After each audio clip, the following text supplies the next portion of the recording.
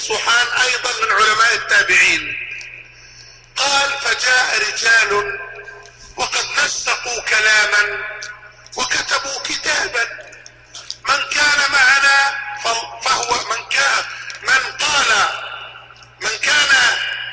قال لا إله إلا الله محمد رسول الله الإسلام ديننا محمد نبينا فهو معنا، ومن لم يكن فليس معنا. كلام ظاهره جميل، ظاهره صحي، ظاهره طيب. قال مطرف: فبدأوا يدورون على الناس الجالسين: أقررت يا فلان؟ فيقول: أقررت. أقررت يا فلان؟ يقول: أقررت. قال: حتى وصلوا إلي وكنت أصغر القوم، فقالوا لي: أقررت يا غلام؟ قلت: لا. فقال زيد بن صوحان وهو شيخ الجماعة يومئذ: افسحوا للغلام، ماذا عندك يا غلام؟ قال: لا أقر بعهد سوى العهد الذي أخذه الله علي في كتابه. قال مطرف: فرجع القوم من عند آخرهم ما أقر منهم أحد، وكانوا زهاء 30 رجلا. إذن الحزبية حتى لو تحزبت على ما ظاهره حق فإنها باطل. الحزبية كأس وسخ، لو وضع فيه الماء النقي فإنه يتسخ ويتقذر. هذا إذا كانت الحزبية حزبية على شيء من الحق، فكيف والحزبية في أغلب صورها اليوم وفي شتى مجالاتها اليوم على بدع ومحدثات وضلالات ومخالفات وأمور منكرات، وإن ظن أصحابها أنهم على خير فليسوا والله على خير.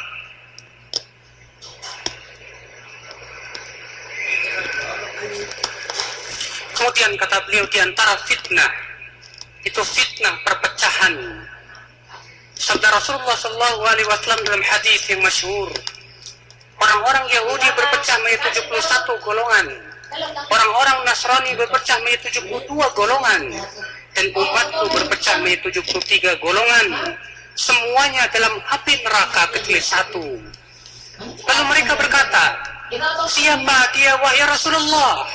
Maka beliau bersabda, itu orang yang aku dan para sahabatku di atasnya, yaitu orang-orang yang mengikuti Rasulullah dan para sahabatnya.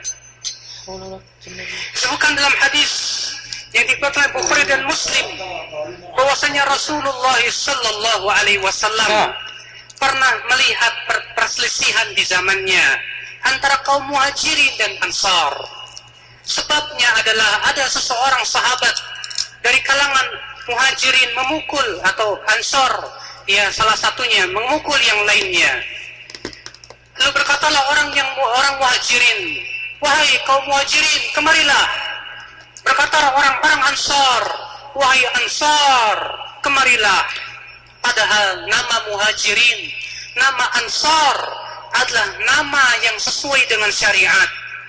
Akan tetapi ketika Rasulullah SAW melihat bahwa nama ini akan menyebabkan perpecahan, maka beliau pun keluar dalam keadaan beliau marah dan murka.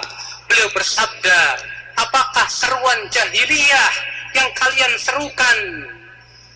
Maka kemudian Rasulullah SAW pun menyatakan bahwa ini semua adalah perkara yang terlarang.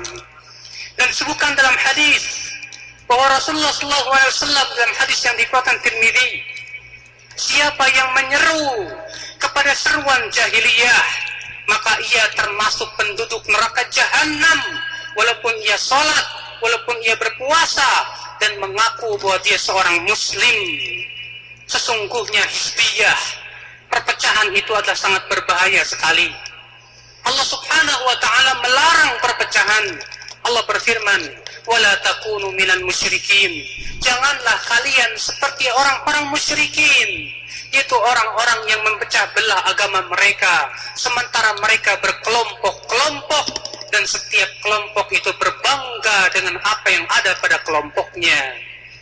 Hizbiyah itu tercela, walaupun orang-orang yang melakukan hizbiyah itu menyangka bahwa dirinya di atas kebaikan.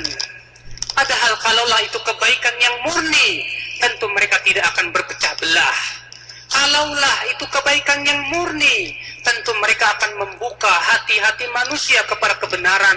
Tidak akan terjadi di sana perpecahan, terkotak-kotak kaum muslimin di mana-mana. Kemudian beliau membawakan sebuah kisah yang dikeluarkan oleh Abu Nu'aym dalam Al-Hilyah dengan sanad yang sahih kepada Mutarrif bin Abdullah. Ia seorang tabi'in.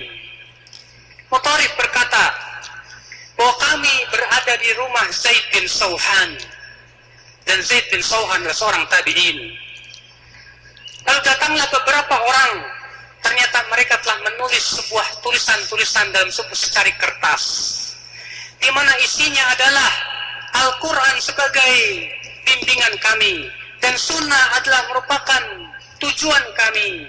Maka siapa yang bersama kami, maka kami akan memberikan loyalitas kepada dia. Dan siapa yang tidak bersama kami, maka kami akan melakukan begini dan begitu.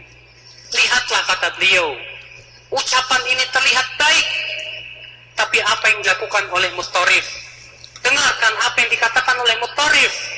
Kata Mutarrif, maka mereka pun menampakkan secari kertas itu seorang demi seorang dan berkata, apakah engkau mengakui ini? Mereka berkata, iya. Demikian seorang demi seorang, terus akhirnya sampailah kepada Mutarrif bin Abdullah.